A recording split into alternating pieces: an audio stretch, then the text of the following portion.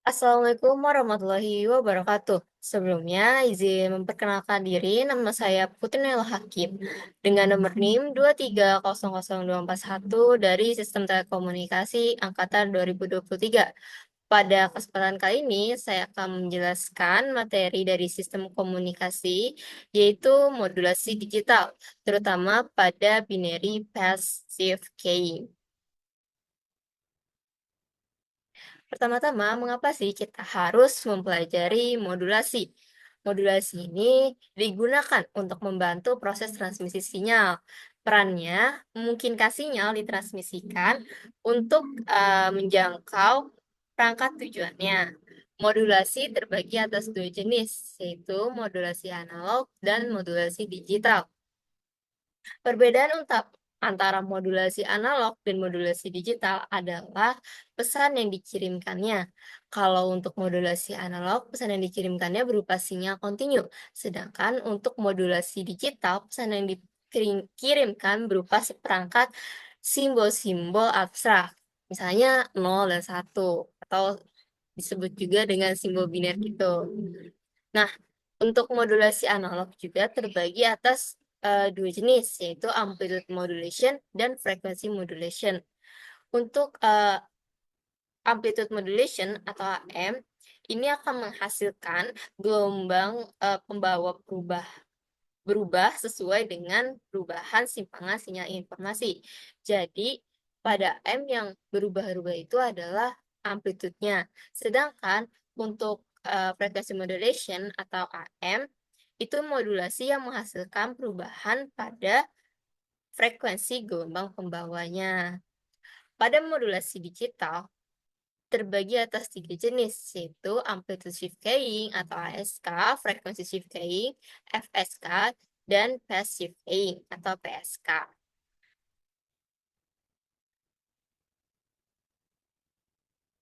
Proses modulasi ini memerlukan dua buah jenis sinyal, yaitu sinyal pemodulasi yang berupa sinyal informasi yang dikirim dan sinyal carrier berupa sinyal informasi yang akan ditumpahkan.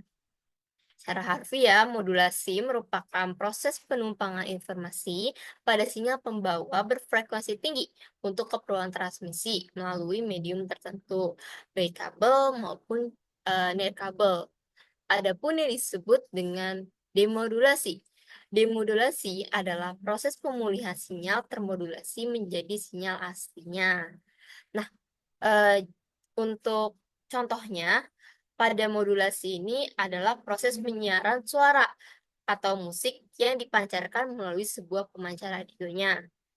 Sedangkan untuk demodulasi ini, contohnya itu proses penerimaan suara atau musik oleh sebuah pesawat penerima radio.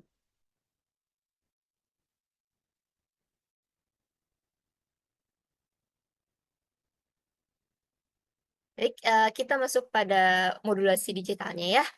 Modulasi digital ialah proses penumpangan sinyal digital yang merubah karakteristik sinyal pembawa menjadi nilai bit 0 dan 1, baik pada amplitude, frekuensi, atau fase sinyal untuk keperluan transmisi pada medium kabel ataupun nirkabel. Tadi telah disebutkan bahwasannya ada tiga jenis dari modulasi digital. Yang pertama itu adalah ASK atau Amplitude Shift Keying yang merupakan proses pengiriman sinyal berdasarkan pergeseran amplitude. Kelemahan dari ASK ini tuh sangat sensitif terhadap noise, terutama noise amplitude-nya, seperti gangguan sinyal listrik. Karena informasi yang dikodekan dalam amplitude, noise yang merubah amplitude dapat merusak data yang dikirimkan. Jadi itu kenapa banyak noise-nya? Karena yang berubah-ubah itu adalah amplitude-nya. Sedangkan untuk frekuensi shift keying atau FSK merupakan proses pengiriman sinyal dengan merubah karakteristik frekuensinya.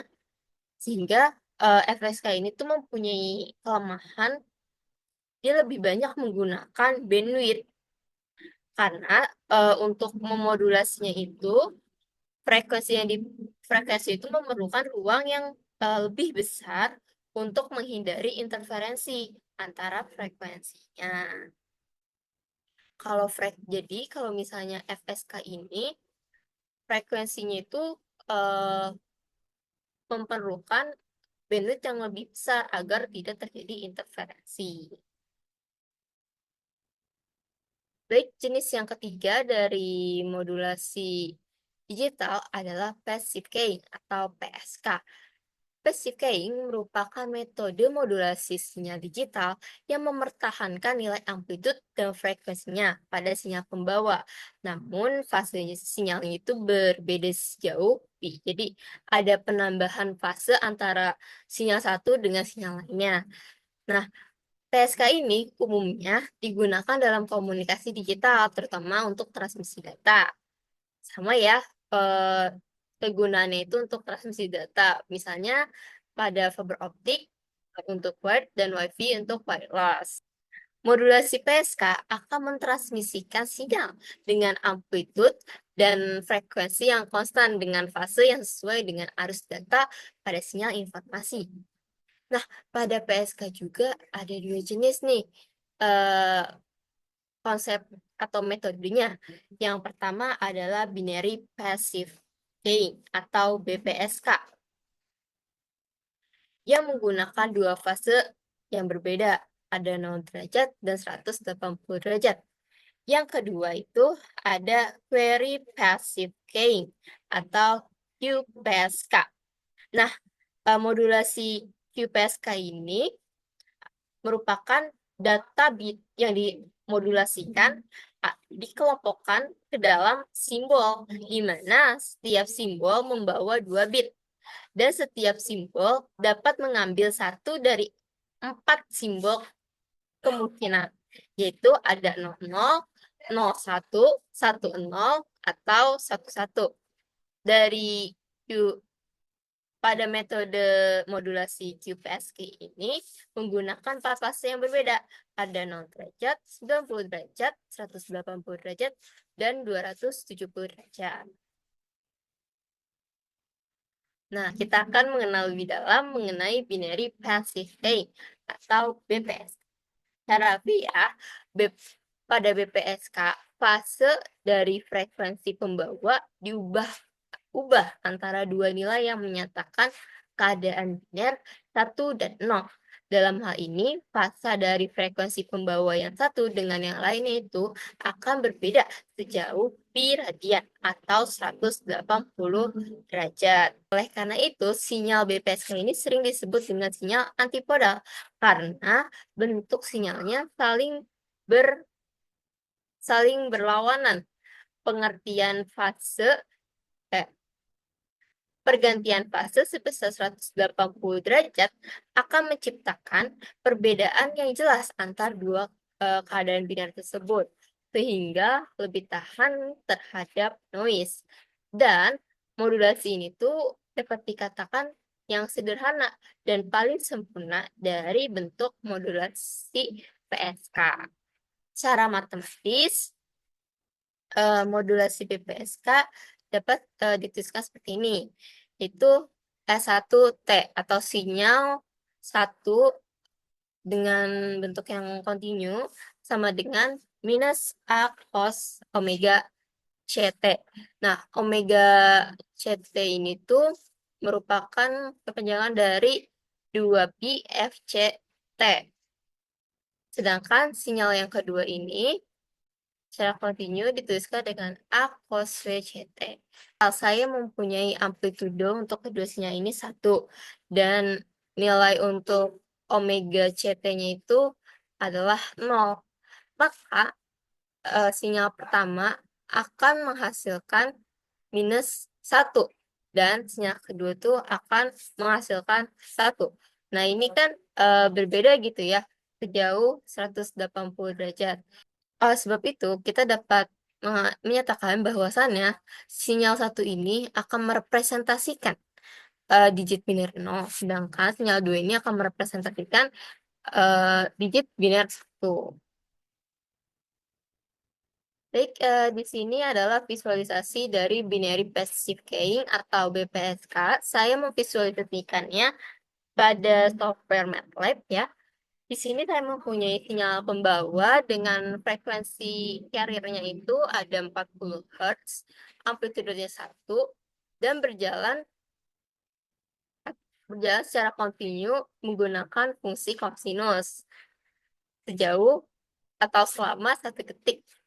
Nah, kemudian saya menambahkan nih bit eh, bit biner untuk modulasi yang besarnya itu 8 bit atau panjangnya 8 bit. Yaitu bitnya itu ada 0, 1, 1, 1, 0, 1, 1, 0. Di mana amplitude sinyal ini akan berubah menjadi -1 ketika berada di bit 0. Jadi untuk data bit 0 akan ditambahkan fase sejauh 180 derajat. Ini tuh saya menggunakan konsep yang sebelumnya. Gunakan konsep ini, cara matematisnya.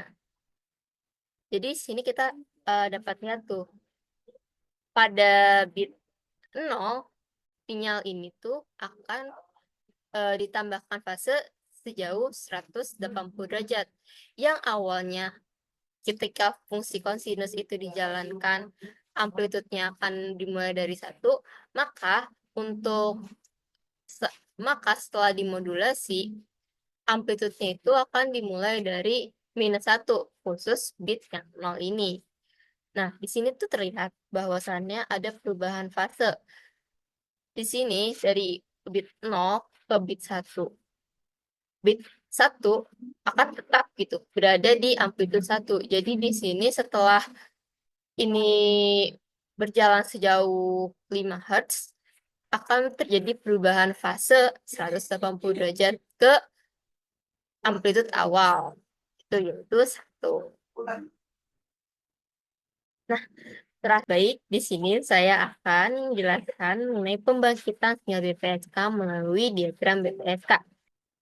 Baik, di sini saya akan menjelaskan proses pembangkitan dari sinyal BPSK melalui diagram BPSK. Kita dapat menganalogikan bahwasannya saklar on itu berada di logika 1. Nah, untuk memodulasi suatu sinyal diperlukan alat yaitu berupa modulator. Modulator ini terdiri atas sebuah isolator dan sebuah rangkaian penggeser fasa. Selanjutnya, kita langsung masuk pada prosesnya. Di sini pada poin 1 dikatakan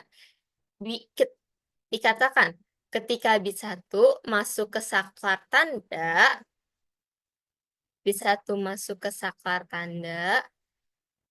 dengan saklar spasinya itu off ya, maka sinyal yang akan dikirimkan menjadi sinyal kontinu YT sama dengan R cos 2pi FCT.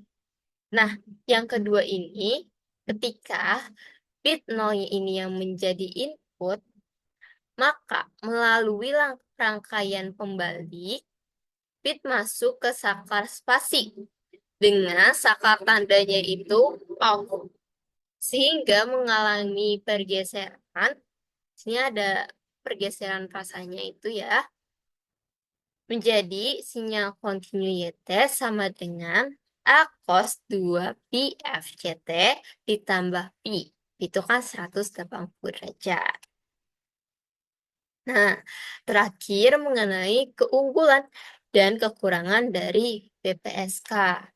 Keunggulan yang dipunyai oleh BPSK antara lain, yang pertama mempunyai nilai signal to ratio dan energi per bit to noise power density yang rendah sehingga kualitasnya dikatakan bagus. Yang kedua, BPSK itu sangat unggul untuk komunikasi data dengan kecepatan tinggi karena membutuhkan daya yang kecil pada kemungkinan kesalahan bit PE tertentu dan tidak terlalu membutuhkan lebar bandwidth yang terlalu besar.